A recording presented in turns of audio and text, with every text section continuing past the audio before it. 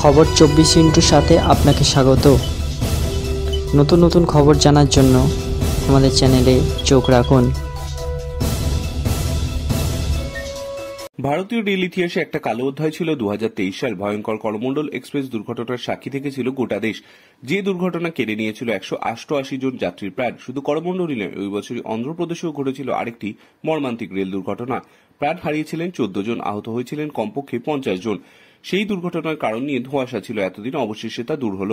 অন্ধ্রপ্রদেশের সেই ভয়াবহ দুর্ঘটনার আসল কারণ জানালেন কেন্দ্রীয় রেলমন্ত্রী অশ্বিনী বৈষ্ণব। শনিবার কেন্দ্রীয় রেলমন্ত্রী ভারতীয় রেলওয়ের সূক্ষ্ম কবচ নিয়ে আলোচনা করতে গিয়ে এই দুর্ঘটনার কথা উল্লেখ করেছিলেন। জানান 2023 সালের 29 অক্টোবর অন্ধ্রপ্রদেশের কান্তা কালপল্লিতে দুর্ঘটনা ঘটেছিল। রায়গড় প্যাসেঞ্জার ট্রেন পেছন থেকে এসে ধাক্কা মেরেছিল বিশাখাপত্তনম পালাসা ট্রেনকে। ওই দুর্ঘটনায় মৃত্যু হয়েছিল 14 জনের, আহত হয়েছিলেন কমপক্ষে 50 জন।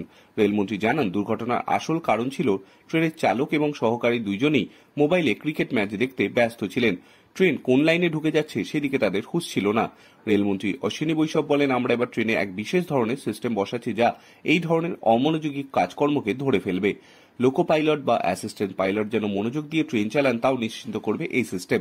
তিনি আরও বলেন, আমরা রেল নিরাপত্তায় বরাবরের মতো গুরুত্বই দিচ্ছি। প্রত্যেকবার দুর্ঘটনার কারণ খুঁজে বের করার চেষ্টা করছি এবং তার সমাধান বের করার চেষ্টা করছি যাতে ভবিষ্যতে এমন দুর্ঘটনা আর না ঘটে।